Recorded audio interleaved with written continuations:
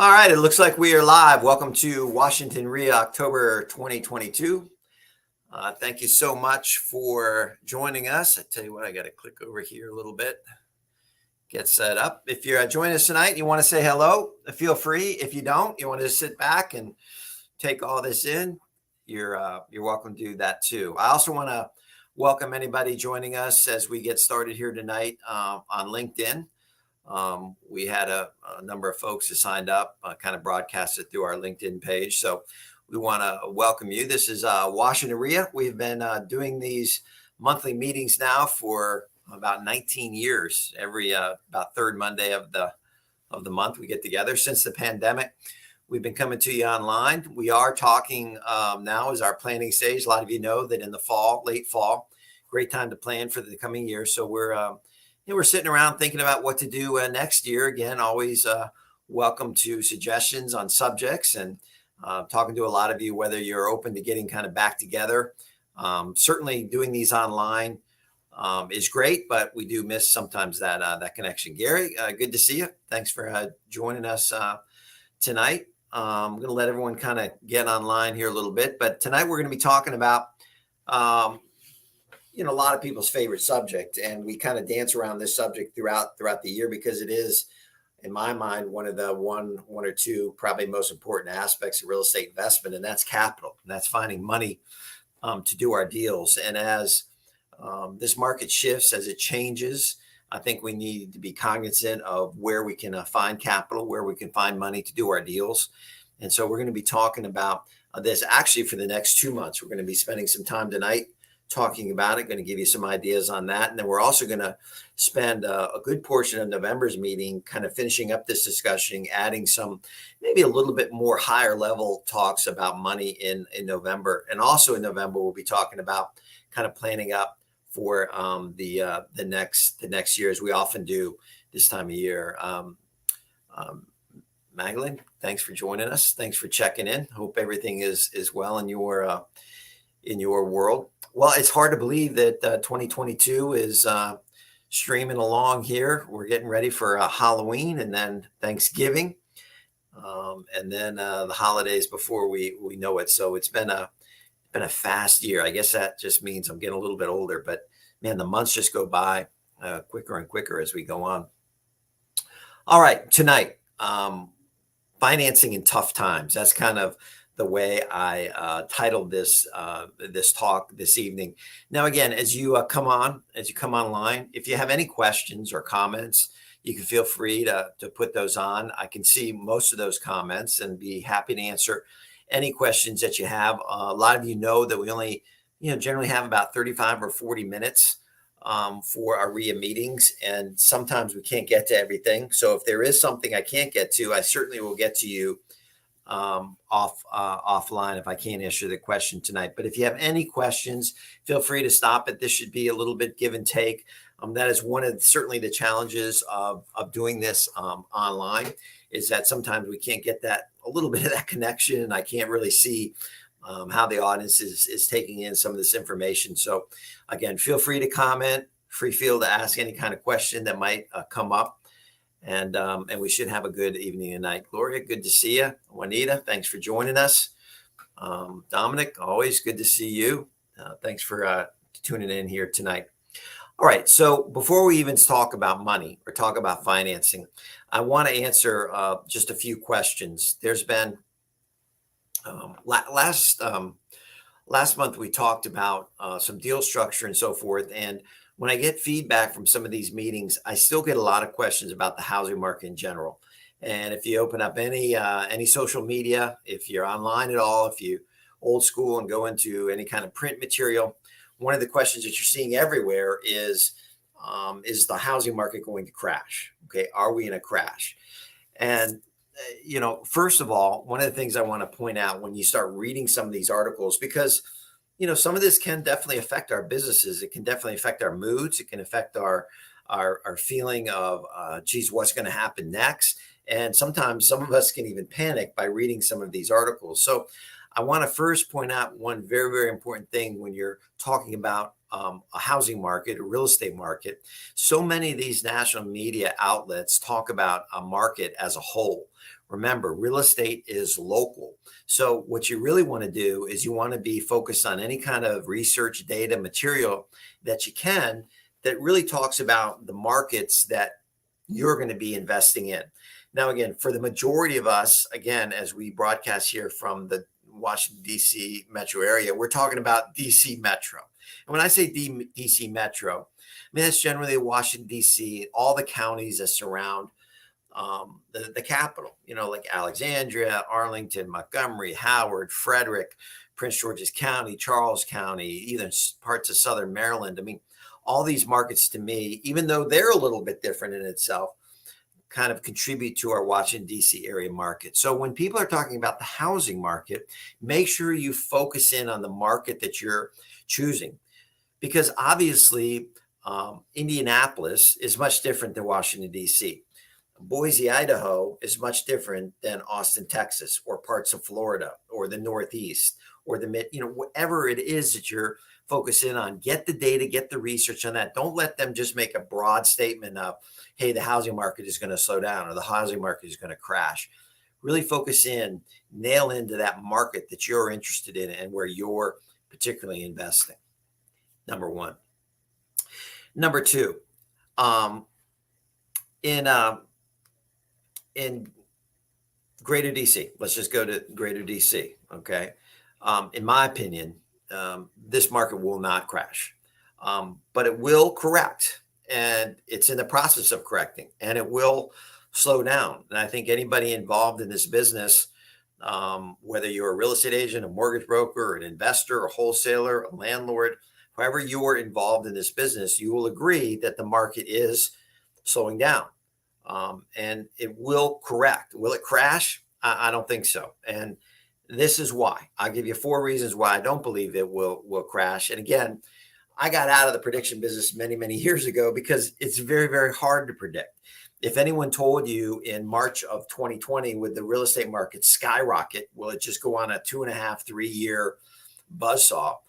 A lot of us would say, you're crazy. I mean, the world's shutting down.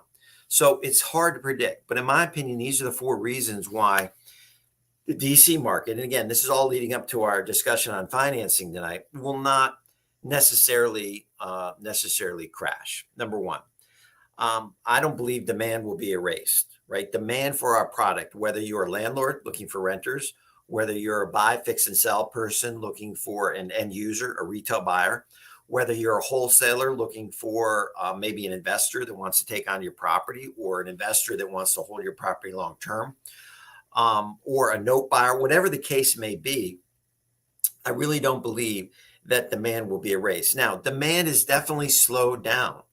And that's something we're going to kind of focus on. I want you to remember that as we talk about capital and we talk about financing. Demand is definitely slowed down. This is not rocket science. The reason it's slowed down is clearly because interest rates have more than doubled in the last 3 or 4 months. I mean, it hasn't even been a pattern of over a year. Literally, in 3 or 4 months, interest rates have doubled. So people that are out in the market, people that are out looking for property, people that are thinking about buying a home, they certainly have to take all that into account. They have to figure out, can I afford a home now? What can I afford? What is my payment going to be? So they have to get readjusted. Their expectation has to be in line with what the current market is. So demand is definitely going to be slower, but I don't think it's going to be erased. There's always a need for housing. There's always life circumstances happening where people need to sell and people need to buy. But it's not going to be like putting up a house and having 15 people come through in the first 3 hours, 6 contracts in the first 3 days, and you bid, and you come up with one less than a week. It's going to take a little bit longer. Again, we'll talk a little bit more about that. I don't think you're going to see the return of crazy lending. And what I mean by that is I don't think the mortgage industry is going to go back to some of these crazy, no money down, look the other way loans that happened in the financial crisis of 07, 08. First of all, we haven't had that environment for a number of years. And so the owners of the real estate, the people that own the houses, they're in much better position than they were those many years ago. They have equity. Their credit is much better. They're making payments. So I don't see a dearth of foreclosure hitting us all at once. Now, if we went into a deep, deep recession and people got laid off right and left and unemployment went through the roof and the Fed overreacted and raised rates a little bit too quickly, anyone's guess. But currently, right now, I don't think that's going to happen. And again, I do believe the mortgage industry, on the flip side, is incredibly creative, incredibly bright. They're going to come up with products that incentivize buyers to get into homes. You've seen it probably if you've listened to the radio, or I think maybe even TV in the last 2 weeks. Rocket Mortgage, a big online lender, has come out with a program where they're going to reduce people's mortgage in the first year 1 percentage point. They're saying, listen, if rates are at 7%, we're going to give you a 1% rebate for the first year. After 3 years, you can refinance and blah, blah, blah, blah, blah. These companies are powerful. These companies have a lot of money, and these companies want to incentivize people to buying houses. So you're going to see programs like that. They're going to incentivize buyers to get into homes. Number 3, our supply is still extremely tight, even though it's picked up because houses are staying on the market longer. Our supply overall is still tight. Folks, if you doubt this, my wife and I, we live in Montgomery County, and we were up toward northern Montgomery County this past about a week and a half, 2 weekends ago, I guess. Beautiful day, beautiful Saturday. Stopped off at this restaurant kind of outside, kind of enjoyed a little bit of music and a little bit of food. And then on our way home, there's an orchard. Some of you have heard of it, called Butler's Orchard. We thought, we're going to run by there. We're going to buy some things, and we're going to head home. Folks, this place was mobbed. And why do I even bring that up? Because it's just amazing how many people have descended upon our area. And when you have that many people descending on areas all over, traffic, the amount of building that's gone on, our area has expanded so much. The amount of housing in upper Montgomery County that's been built in the last 10 years is staggering. And we still need so much more. And we're running out of land. So again, if you don't always think short term, the next month or two, I know some of us have to, okay, but supply is tight. And I don't see that necessarily expanding. There's so many people coming into our area. We have so many colleges and universities where people that graduate stick around here. And a lot of those folks have really good jobs in biotech, jobs in cybersecurity, jobs in government, good, solid jobs that require housing. And so I still believe that our crash is probably not imminent in our area. And then finally, something I kind of touched on, our 4th reason why I don't think it's going to crash here in the DC metro area is that the existing homeowners and borrowers are in relatively good shape. Folks, we've come off pretty good 3 to 5 years. Money's been pumped into our economy, therefore why we're having some of these inflation issues. But people right now have had jobs and still have jobs, and they're making good salaries. Now, again, inflation's biting into some of that. I realize that. But homeowners have experienced this growth in equity too. If they bought their house in 2018 for $240,000, in the past 5 years, good chance that house could be worth $440,000. The appreciation has been staggering over the past 5 years. So they're not forced, if you will, to sell. And if they have to sell, if they lose a job, if they're relying on 2 incomes and 1 income lost their job, whatever the case may be, life circumstances, they could still probably sell that house and get out. They're not upside down. Very few houses around here are upside down because there hasn't been these crazy mortgages floating around the last 5-6 years. People were qualified. People put some money down. People have been making their payments. And so there's equity in some of these homes. And the new people coming in, they're better qualified. They have money down through a gift or through savings, and their credit is much higher. And so they're buying into a market that's in a little bit better shape than we were in the housing crash of 6, 7, and 8. Now, saying all that, who knows, right? Who knows? But in theory, we are slowing down. Demand is tapering off. Prices probably will level or even come down some. Again, going back to the old real estate fundamentals of how good a shape is a house, what's the price, what's the neighborhood, all the things that go along with with value in real estate. So I'm sure we'll have some leveling, absolutely, and we'll probably have some housing prices that come down over time, depending on how quickly people need to sell their home. One final thought on this, why I don't think it's going to crash. Folks that are in homes right now that do not need to sell are not going to sell. They're not going to trade a 3% mortgage, 30-year fixed, for a 6.5%, 7%, maybe 8%. Who knows where it's going to go, mortgage. So if they don't have to sell, they're going to stay. And those folks staying reduces the amount of inventory that's going to be on the market. So one of our saving graces might be this tight supply, this tight inventory. Yes, demand is down, but there's still not a ton of homes to choose from. So if your house is in relatively decent shape, priced relatively well, it should sell. All right, that's question one. Question two. If you have any questions, comments, certainly let me know here tonight. Question two, what are your goals in the next 18 months? This is very, very important. What are you trying to accomplish? You need to answer this question in order to focus and target the right capital for your business. What are you trying to accomplish? Now, a lot of folks that tune in to Washington WREIA, we have all types, all shapes and sizes, if you will. We have people that are full-time, like myself, been doing this for, 28, 29 years, full-time. Never had another job outside of this. This is it. My wife went basically part-time 3 years in. I mean, real estate investment's been it for us. So it's sink or swim.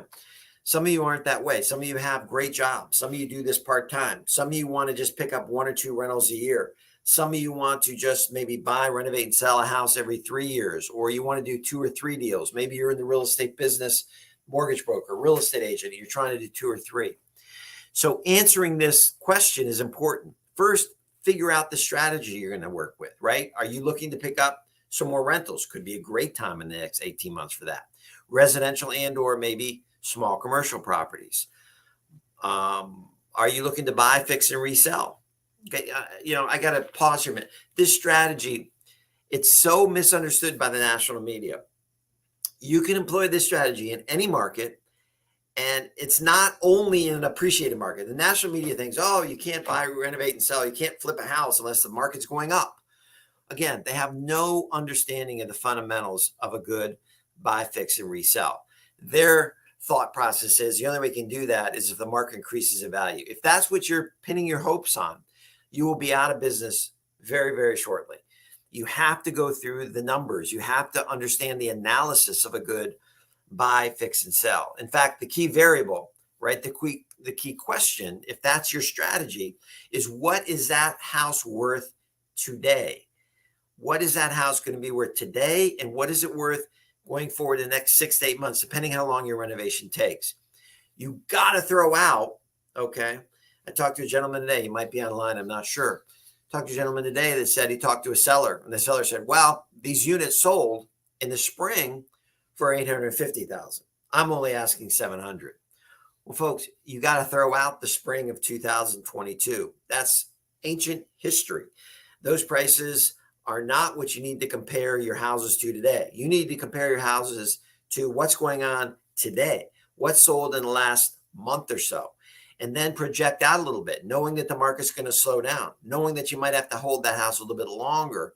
What is that value going to be? Now, again, some of this is guessing. I get it, but it's got to be intelligent guessing, okay? Intelligent guessing.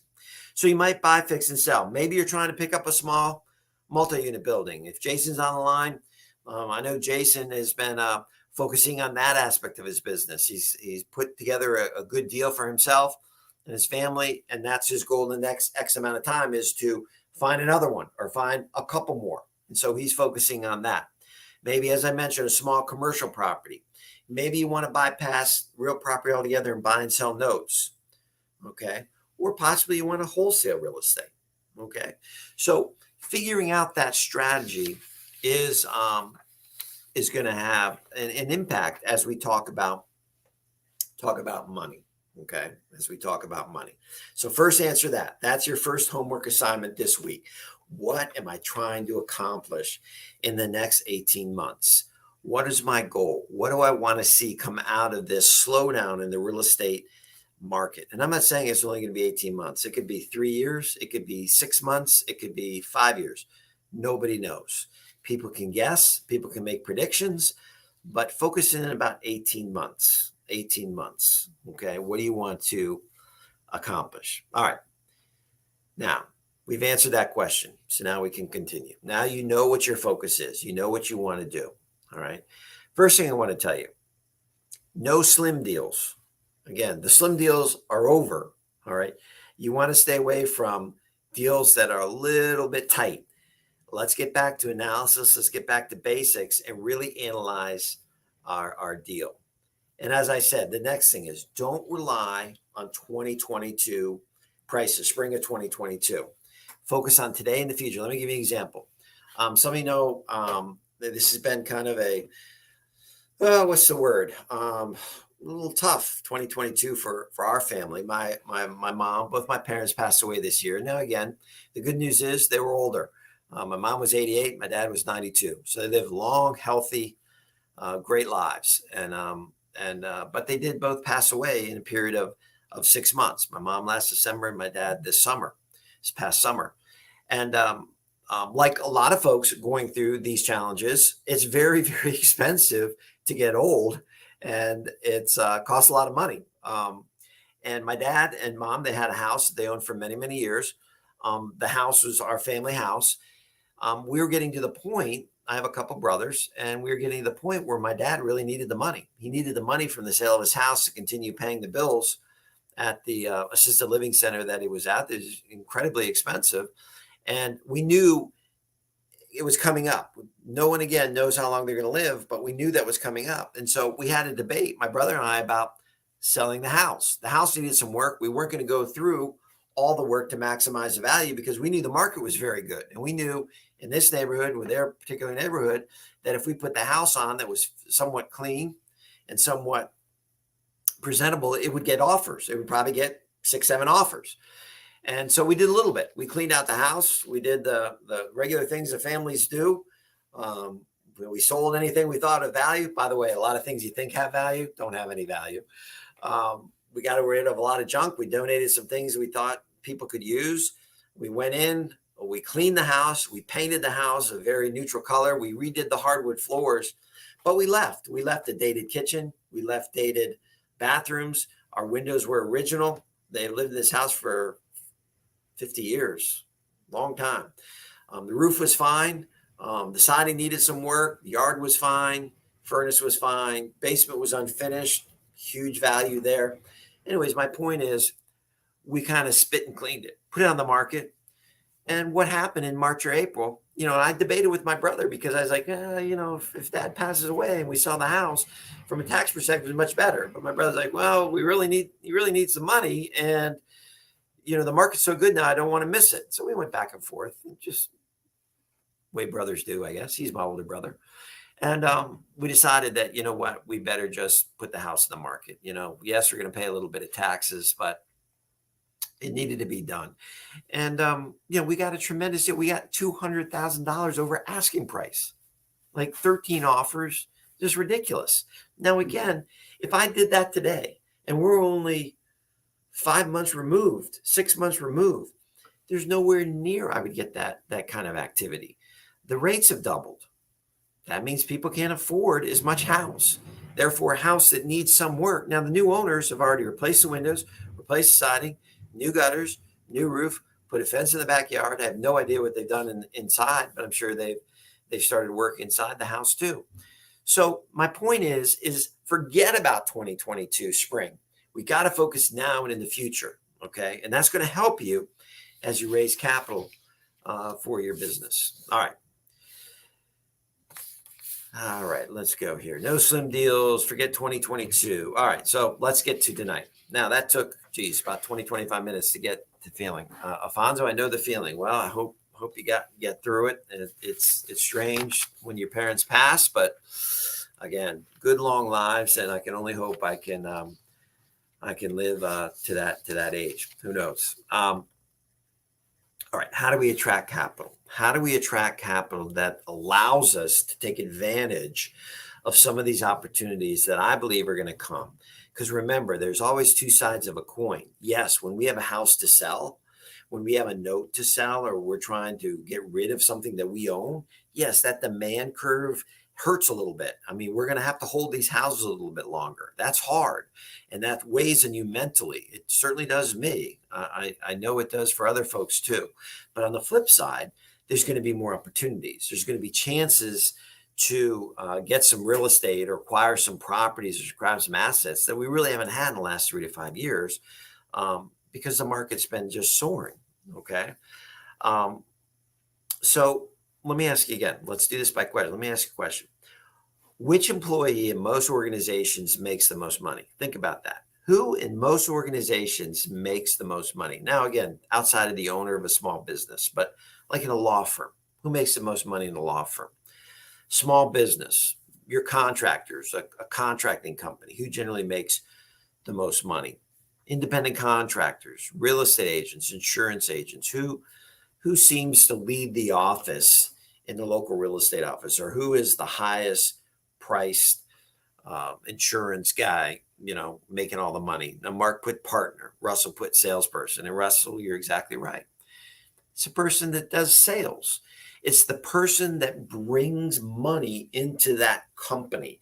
Generally, is going to be one of your higher paid employees of that business. And so we need to have that same mindset. And that is one thing I want to drill down to you as you're listening tonight, is that I want that mindset to be focused in, instead of, oh my gosh, everything's slowing down. Oh my gosh, a recession's coming. Oh my gosh, I might be laid off from work. Oh, all the worries and anxieties that I'm guessing we all have, whatever level you're on. Switch your mindset to, hey, this could be an opportunity of a lifetime. This could be my opportunity, my chance to, number one, get involved in the real estate business. Number two, to grow my real estate business. Number three, to exit the real estate business. There's a lot of opportunities that are coming for all of us, and get your mindset surrounded by that. And when I said the salesperson is the one that generally makes the most money in our business, if you look around, the most successful investors are guys and gals and women and men that generate the most opportunities, that get in front and have the most opportunities and chances to buy some of these great deals. And the reason I say that is because the first part of talking about money, okay, is that the deals, the opportunities attract capital, okay? Just remember that. Opportunities attract capital. Deals, good deals, great deals that are coming attract capital. Not everyone can go out. Shoot, for that example, not everyone wants to sit on a Monday night in October and listen to me. Okay, but you're on this webinar. I'm sure you're on other webinars. You're putting in the time and energy and effort to get educated, to understand what's coming and how you can take advantage of that. And as these opportunities come, that will lead to capital. Now, let me give you an example. When I did my monthly seminars for years and years, and some of you participated in those, one of the exercises that we did, and I think it's a good one because I think it brings it down to a level that maybe we all can kind of understand. We'd start out by talking about a car. I'd ask the audience, what kind of car would you buy? Say you had $100,000. What kind of car would you buy? If you had $100,000, you had to spend it. You couldn't save it. You had to buy it. And it was amazing how many people kind of had in the back of their mind what that dream car was. It was a Mercedes convertible, or it was a Aston Martin, or it was a BMW 650i, and they had the color, in the interior, and they had it all figured out. And the question I posed to them, and something you want to think about here as we start talking about money, is that if you could buy that $100,000 BMW, that's what the retail price was. Car was in great shape, maybe, 5,000 miles, not a dent, scratch, no crashes, it was in great shape. And you knew because you're a car person, or you've been looking for this particular car, that car would retail, okay, for $100,000. Now you came across that car and you came across that owner because you're looking for this particular car and you're looking for a deal. and you found out through extenuating circumstances that this owner was willing to sell you this car for $30,000. But you needed to have that capital, you needed to have that money to him within 2 weeks. So if you could buy that $100,000 BMW white pearl perfect car that you were looking for, you knew it was worth 100 grand. It was worth 100 grand today, tomorrow, next week. And you could buy it for $30,000. Do this exercise next few days. Get a yellow legal pad, open up your laptop, write down, scribble down, type in as many different ways that you could come up creatively and non-creatively. And I'm going to give you some examples how you could come up with $30,000 to buy that car. Let your mind go. And you'll be coming up with maybe some crazy ideas, but let your mind go. This is going to get you in the thought process of when an opportunity comes, when an opportunity presents itself, you cannot let the money or capital stand in your way, taking advantage of that opportunity. And it was just kind of a fun way to get everybody participating, let everyone kind of expand, let their minds go a little bit to figure out how exactly they could come up with this money. And I'm going to give you a few examples. Now, one of the things that you're going to get good at as these opportunities start coming, and remember, we've already taken care of, and this is just a short presentation, I get it, but we've already taken care of the fact that you know what you're going to focus in on in the next 18 months. You're going for multi-unit buildings, 4 to 6 unit buildings. Where are they? You're going to know the areas that they are. You're going to know the rents that they generate.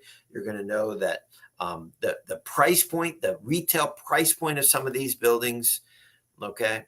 You're looking for small commercial properties. You know the capitalization rate that's being generated in this zip code in this part of the town, and so you know what the retail value is. You know value, okay?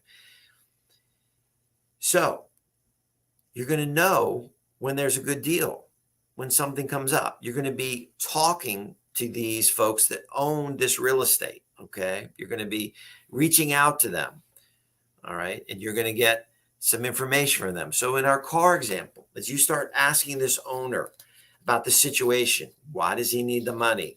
Okay, when does he need the money? Would he be willing to wait for the money? All the different things that you're going to start creating questions to start asking these real estate owners so you can create deals that make sense. So let's talk about this. Now, again, obviously we're using the car just like a house, just like a building, just like a note, just like anything that you're going to buy that's going to come across your desk. So there's a few things that you're going to learn how to do. Number one, you're going to learn how to take over payments from people that want to sell you their home. Remember, we're focusing in on motivation. We're focusing on value. We're focusing on real estate, okay? Not just sitting in, perfect neighborhood, perfect yard, everything in the house is perfect. The people just want to sell the house because they want to move to Florida. Okay, that's not your target. Your target is the house needs work. Your target is that people need to sell for whatever reason, life circumstances. Maybe they were gambling too much on NFL and lost their shirt, got to sell their house. Maybe they have an addiction.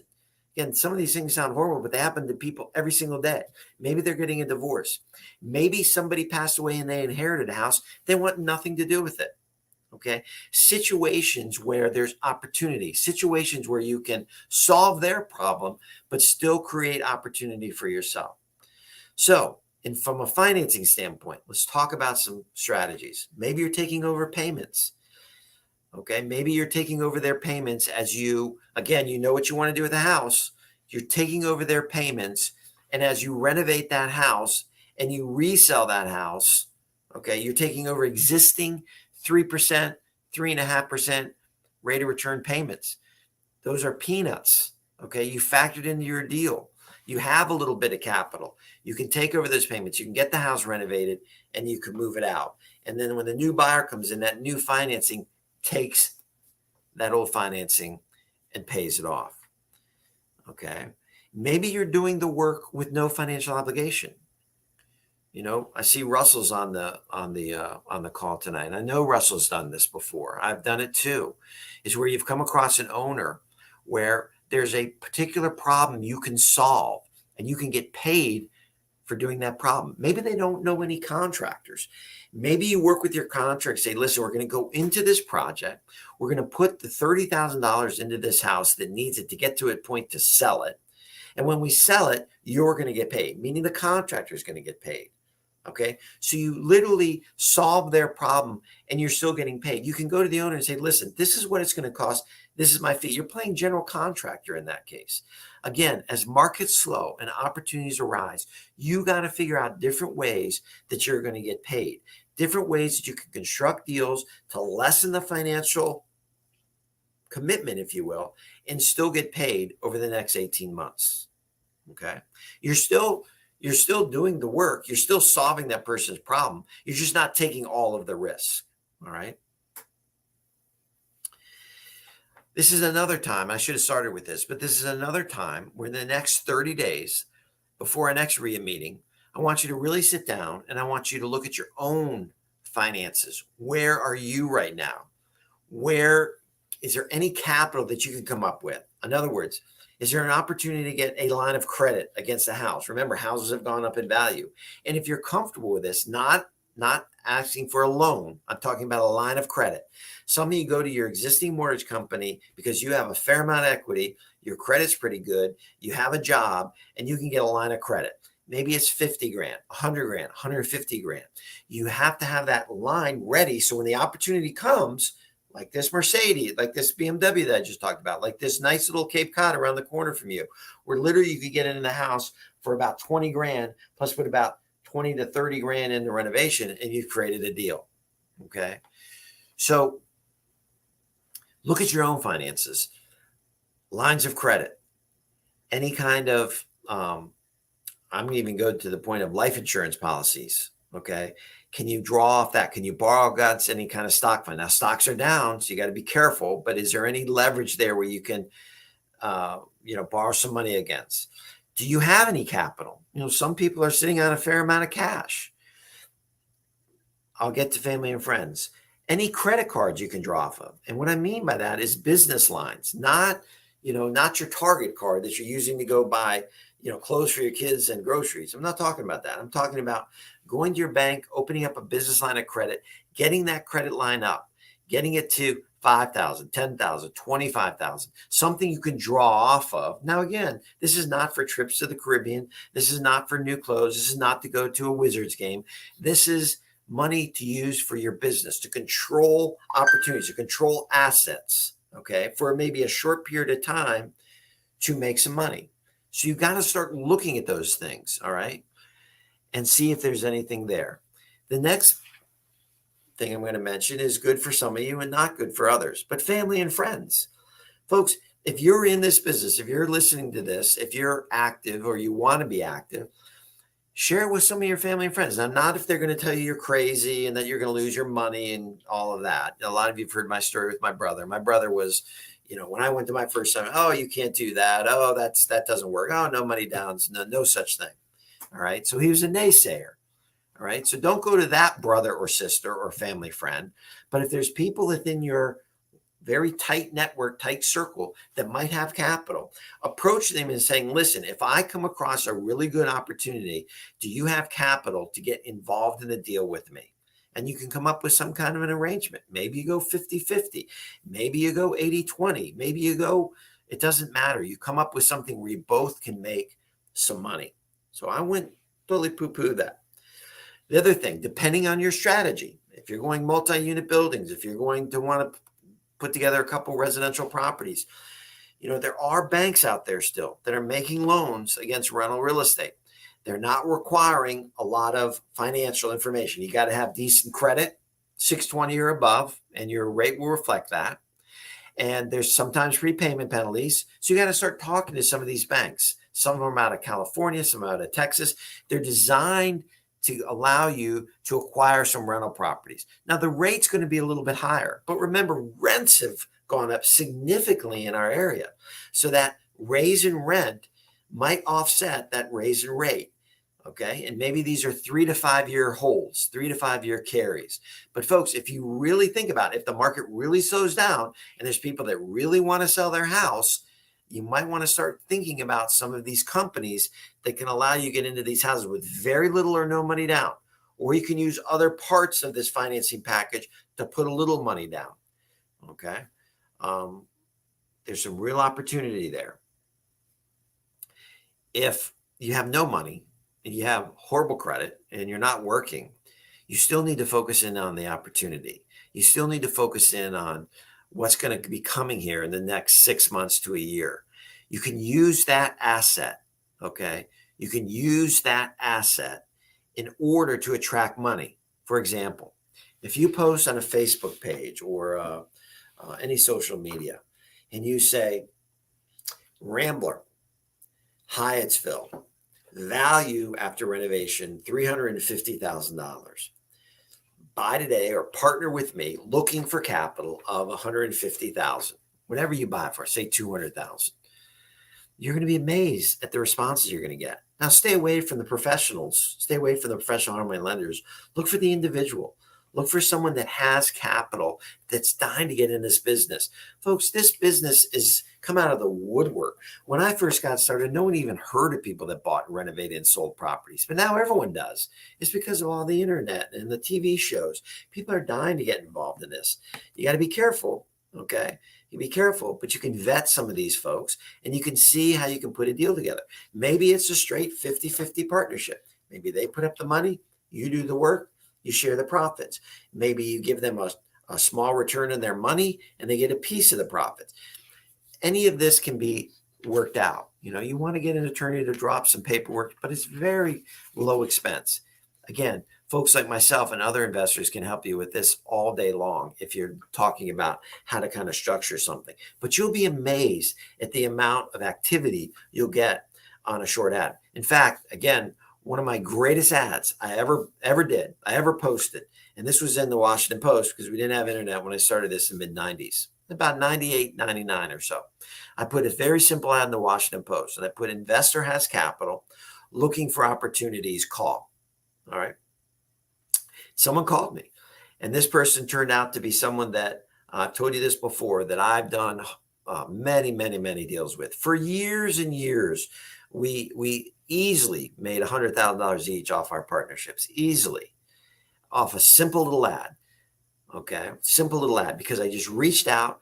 I told him what I was looking for. And in our relationship, sometimes I put up the money. Sometimes we raised the capital. Sometimes I brought him a deal if I was too busy. Sometimes he brought me a deal if he was too busy. We did a lot of different hybrid deals, and we did very well. We working on a deal together this day. So that's 20-year plus year relationship off a very little simple ad in the back of the Washington Post. And think of the reach that the internet. Think of the reach of social media now. So you're going out to the world. Back then, we just went out to the local area. So the opportunity for that is tremendous. Just put what you're looking for. Tease them with the asset. Tease them with the opportunity, and you'll find a lot of deals. And that, again, leads to partnerships. It's the greatest thing in the world. Folks, there's so many people. It's so easy right now because there's so many people that are so interested in what you're doing. You talk to them about buying a non-performing note, their eyes will light up. They don't know how to do that. You know how to do that. They have money. They want to participate in that, especially now when the stock market, which is the investment choice of most people, is getting hammered. It's getting hammered. Okay. And so allowing them to get in an alternative investment with capital that they have, that they need to and want to invest, they want to grow, giving them an opportunity that they're never going to come across. They're never going to see these opportunities, is life-changing for you and for them. So again, your role is you're the one bringing opportunity.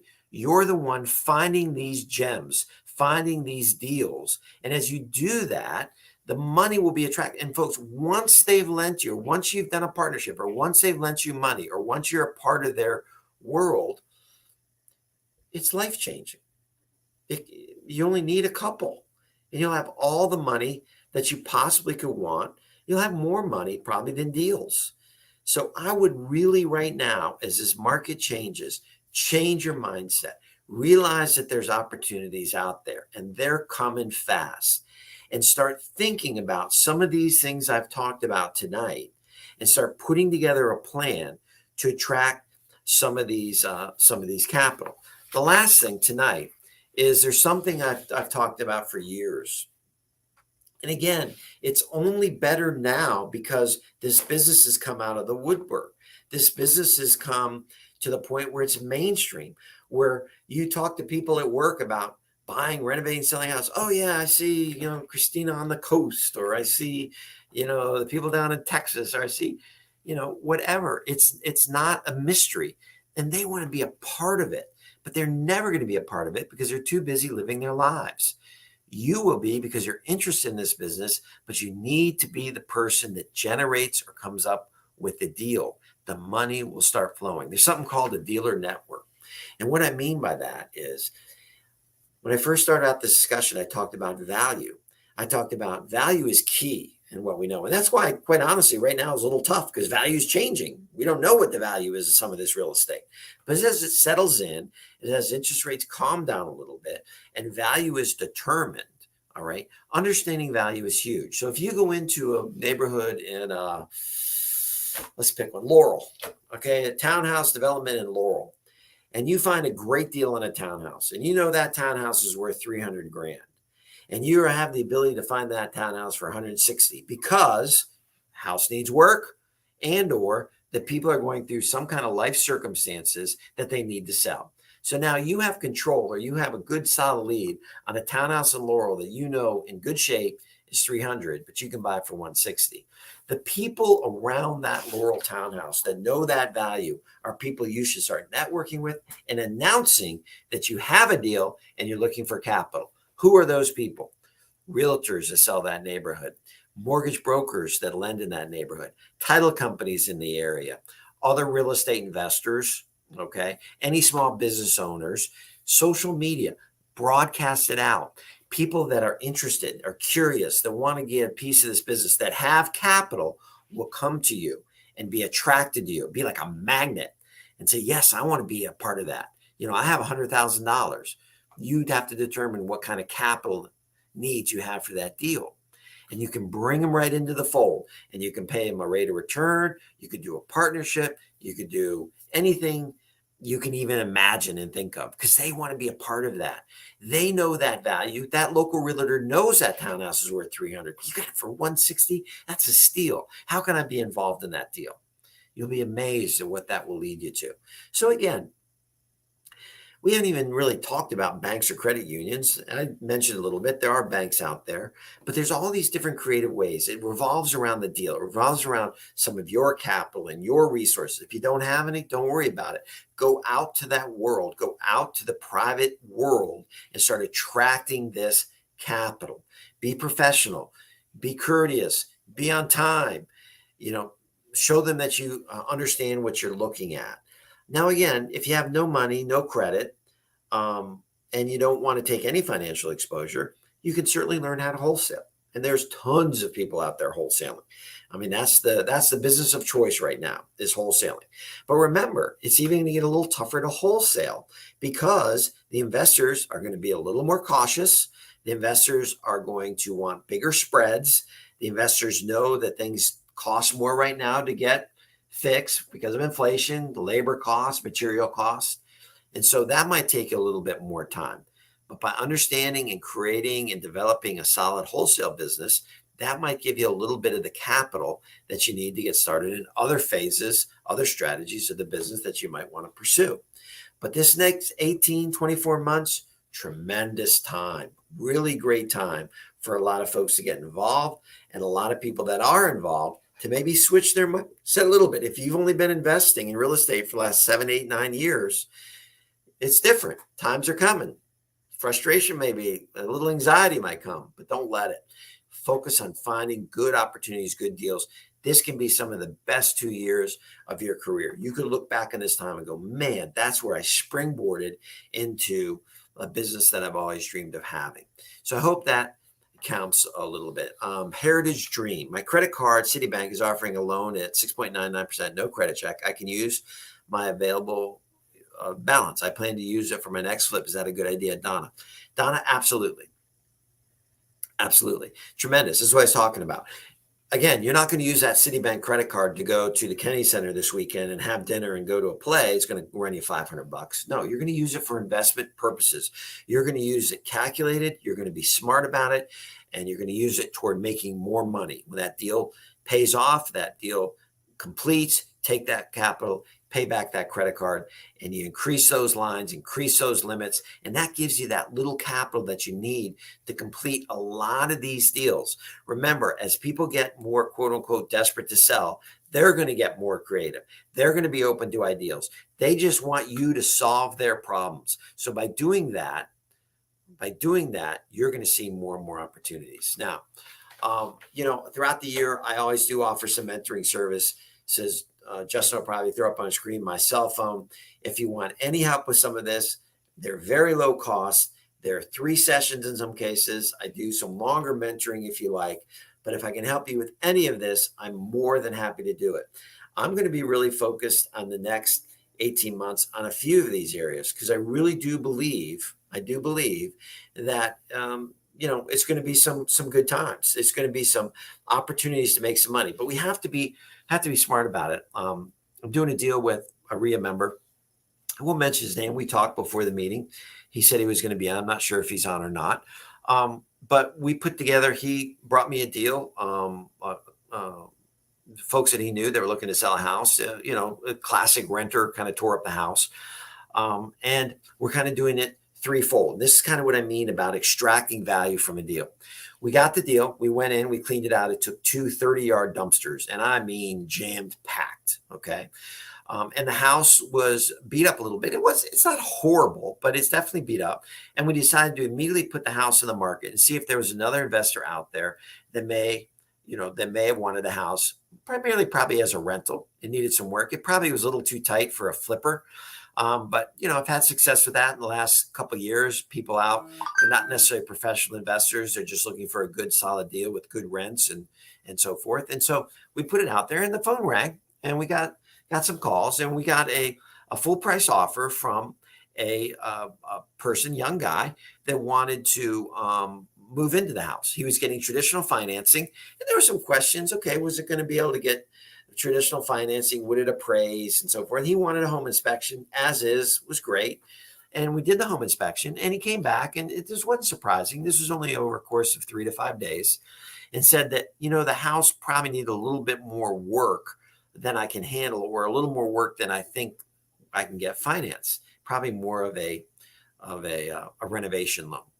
And so again, we took step 2. Talked to him, said, "You really like the house?" "Yes, I really do like the house. I like it a lot. What if we did a little bit of this work to help you get through to get that financing?" Again, things like fresh coat of paint, redoing the hardwood floors, fixing some of the things the home inspector had, making the house livable, if you will. So when you went in, it smelled fresher, cleaner, put a little bit of money in it. And he's open to that idea. Now, the deal hasn't been signed off on yet because we're walking through the home inspection, seeing some of the things we can do, getting some estimates and costs, and seeing how we can massage and maneuver the deal so he gets what he wants. He still moves in. He still has some equity. He still has some work to do. But we accomplish our goals of making a good, fair profit. We turn the property and we move on. Now, if he can't do this, if we can't come to an agreement, we'll move on to go stage 3. Stage 3 is, we go and do our renovation process. And in the early spring, winter, however long it takes us to finish, we'll put it on the house for more of a retail buyer. So we're always trying to figure out what's the best way to accomplish our goals. And that's just to make a fair profit and move along. So you got to be a little bit more creative. Now, again, if this was in May, we would have thrown this house in the market. We would have had 5 offers. It would have been all done. But that's not the case now. So you can't put your head in the sand and keep trying the same old things, expecting the same result, right? Right? Definition of insanity, doing the same things over and over again, expecting different results. Is that right? Whatever the case, you get my point. We have to change up. We have to be a little more creative. We have to think through different ways that we're going to make money. But there's money out there. And so I hope this has helped you a little bit. Now, again, next month, I'm going to dive a little deeper into a little bit other financing deals. Today, I just wanted to get your mindset straight. I wanted you start thinking about some of these simpler ways, taking over payments, maybe doing a nice partnership, maybe using that asset to attract capital through a dealer network, looking at your own scenario, your own finances, where you can start aggregating and thinking about small amounts of money so you can take advantage of some of these properties. And of course, a simple way, obviously, is you have a great deal, the deal of the century. You pick up the phone, you dial that number on the screen, you call me, we do a partnership, and everybody's happy. But there's plenty of people like me out there, and I'm sure you can find some if you have the right deal. Again, if you call me, I'll end on this. If you call me tomorrow and say, hey, I have a great deal in, let's say, District Heights, Maryland. Great deal, little Cape Cod basement, really like it. I think the value is $375, and I can pick it up for $360,000. Need some work. What's my answer going to be? Good luck. Go to a bank. Go to your parents. I have no interest. But if you that same call and you say, yeah, John, I got this great opportunity in District Heights. I think it's worth $375,000. Yes, it needs some work, but we can pick it up for $210,000. What do you think? And I'll say, let's go look at it. Let's see if we can put a deal together, because there's value. There's an opportunity for me as the investor in this case, maybe, right, to make some money, and also obviously an opportunity for you to make money. So bring people that have capital, bring your network, family, friends, your network, deals that have opportunity and capital. You'll never have to write a check. You'll just be, again, cashing some checks, learning and building up your own capital so you can do more deals. So I hope that helps. Thanks so much for joining us. Enjoy this great fall weather. We got a couple more weeks of it. We'll be back with you in November. And again, you have that cell phone number. If you have ideas for next year, if you're gung-ho to get back together, if you like more online stuff, if you have subjects that you want to talk about, don't be shy. Reach out. Love to talk to you. Love to hear your suggestions, and we'll keep moving forward. Thanks so much for joining me tonight. We'll see you soon. Take care.